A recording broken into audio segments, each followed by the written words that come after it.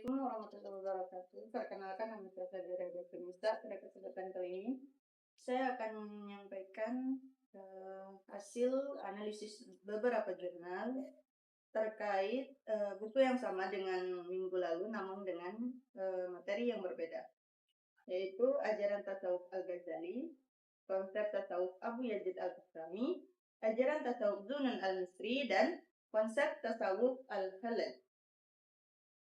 Yang pertama yaitu jurnal mengenai konsep tasawuf Imam Al-Ghazali dari aspek moral dari kitab Bidayah Al-Hidayah. Jurnal ini membahas tasawuf akhlaki versi Al-Ghazali, khususnya dalam Bidayatul Hidayah. Poin yang disampaikan di sini yaitu perbaikan hati, adab kepada Allah, adab terhadap sesama manusia, dan pembersihan diri dari akhlak tercela.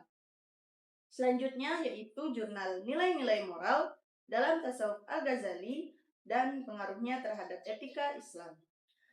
Jurnal ini mengkaji bagaimana konsep tasawuf Al-Ghazali berpengaruh pada etika Islam. Jurnal ini menekankan nilai-nilai kejujuran, keikhlasan, muhasabah, kesederhanaan, penyucian jiwa, serta dijelaskan pula di sini bagaimana nilai-nilai tersebut mempengaruhi perilaku sosial. Selanjutnya yaitu jurnal ketiga, yaitu jurnal Mahabbah dan Ma'rifah dalam Tasawuf Zunan Al-Misri.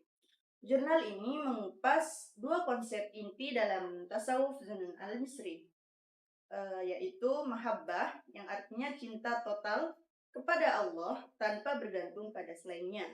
Lalu Ma'rifah, pengenalan spiritual yang diberikan Allah kepada hamba setelah hatinya suci.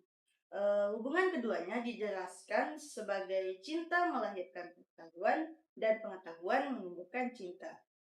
Selanjutnya yaitu jurnal konsep Ma'rifah dalam tradisi Sufisme Zunan Al-Misri.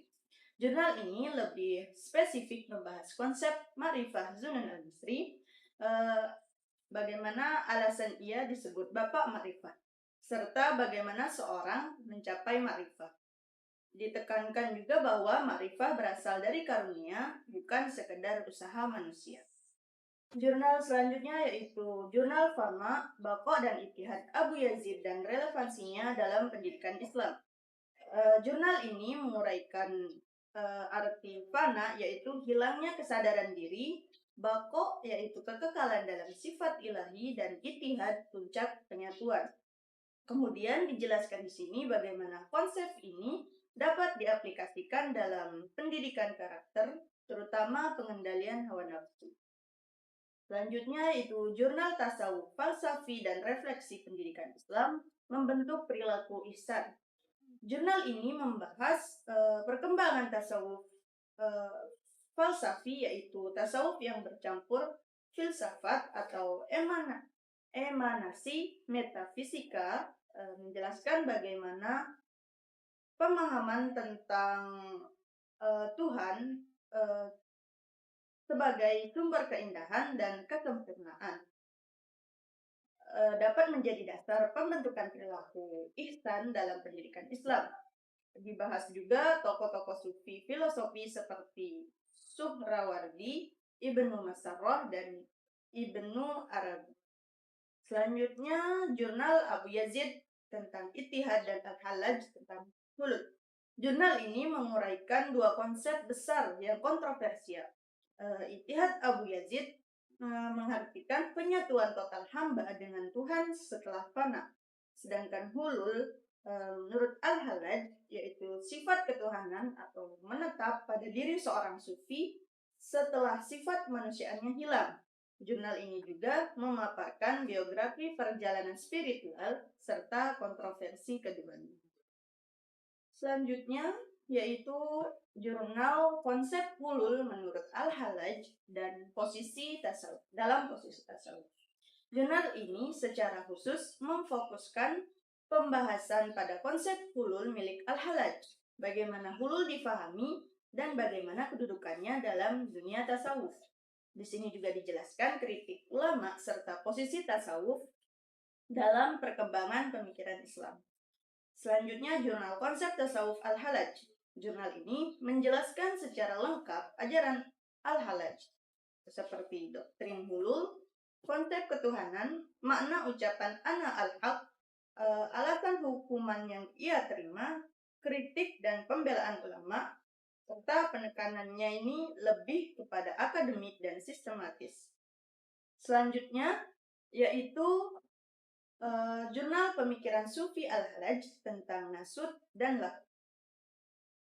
Jurnal ini mengupas konsep dualitas Al-Halaj, yaitu nasud dari sisi kemanusiaan dan lahud itu sisi ketuhanan. Hubungan keduanya menjadi dasar teori hulul. Dijelaskan pula bagaimana konsep ini membentuk kosmologi Sufi. Baik, dari seluruh pemaparan tadi, keseluruh jurnal tersebut itu memiliki perbedaan umum pada arah dan corak tasawuf yang dibahas. Jurnal yang mengulas Zunun al-Misri memperlihatkan tasawuf yang menitik beratkan pada pengalaman batin berupa mahabbah dan ma'rifat, sehingga nuansanya lebih lembut dan irfani. Berbeda dengan itu, jurnal tentang Al-Ghazali menggambarkan tasawuf yang lebih praktis karena berorientasi pada pembinaan akhlak, adab, dan etika kehidupan sehari-hari. Sementara itu, jurnal yang berkaitan dengan Abu Yazid menunjukkan tasawuf yang lebih ekstatis, menyoroti pengalaman fana, bako, dan penyatuan ruhani sangat mendalam. Adapun jurnal yang membahas Al-Halaj bergerak pada wilayah tasawuf falsafi metafisik atau membahas hulul, nasud lahud, serta pemikiran teologis yang lebih kompleks dan kontroversial.